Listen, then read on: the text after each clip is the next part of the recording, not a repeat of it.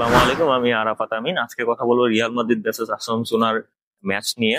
তো রিয়াল মাদ্রিদের সাথে যে টিমের খেলা হয়েছে, তুলনামূলকভাবে রিয়াল মাদ্রিদ থেকে খুব দুর্বল একটি টিম।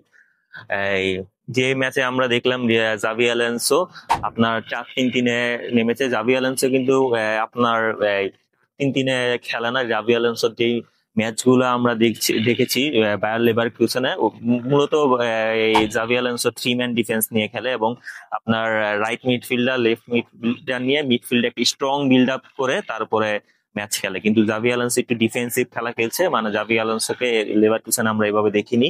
তো ম্যাচে ফিরে যাই। ম্যাচে রিয়াল মাদ্রিদ এই আপনার ডিফেন্স নিয়ে যদি আমি কথা বলি, ডিফেন্স খুব পারফেক্ট ছিল।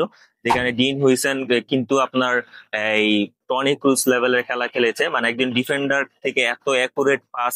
আমি যদি বলি এই আপনার পাসেস কথা, আপনার 95টা পাসের মধ্যে 89টা পারফেক্ট পাস দিয়েছে, অ্যাকুরেট পাস দিয়েছে ডিন হুইসেন। এবং লং বলের কথা যদি বলি, লং বলও আপনার এই আপনার 17টা থেকে 16টাই লং বল পারফেক্ট অ্যাকুরেট দিয়েছে। তো এইরকম লেভেলের পারফরমেন্স একজন ডিফেন্ডারের কাছ থেকে, মানে অমানবিক বলা যেতে পারে। আমরা সচরাচর এরকম পারফরমেন্স একজন ডিফেন্ডারের কাছ থেকে দেখি না। ডিফেন্ডাররা একটু বল উড়িয়ে উড়িয়ে খেলতে পছন্দ করে বা ক্লিয়ার করতে পছন্দ করে, কিন্তু ডিন হিউসেন কিন্তু পারফেক্টলি একুরেট ভাবে পাস পাস বিল্ড করে গিয়েছে। যেটা আপনার পারফেক্ট, যদি পাসের কথা বলি, আপনার এই বেকহাম যেখানে ভালো ছিল, টনি ক্রুজ ভালো ছিল, তারা মিডফিল্ডার ছিল, কিন্তু একজন সেন্টার ব্যাক থেকে এরকম পাস, মানে বলা যেতে পারে খুবই ভালো। আমরা সচরাচর এরকম দেখি না।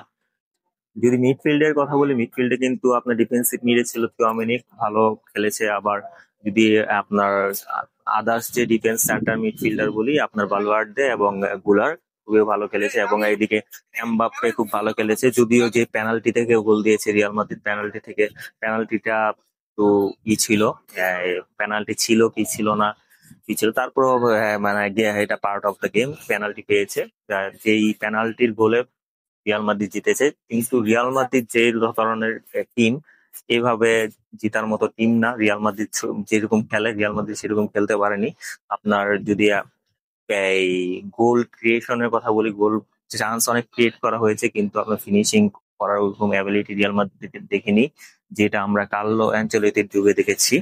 তো সামনে আমরা আশা করতে পারি আপনার জাভি আলোনসো যে ধরনের খেলা উপহার দিয়েছে লেভারকুসেনে, সেই ধরনের খেলা আবার রিয়াল মাদ্রিদে উপহার দিলে টাইম লাগবে। হয়তোবা রিয়াল মাদ্রিদ জাভি আলোনসোর অধ্যায়টা অনেক ভালো হবে। আসসালামু আলাইকুম, এটা ছিল আমার রিয়াল মাদ্রিদ ম্যাচের অবজারভেশন। সবাই ভালো থাকবেন। আল্লাহ হাফেজ।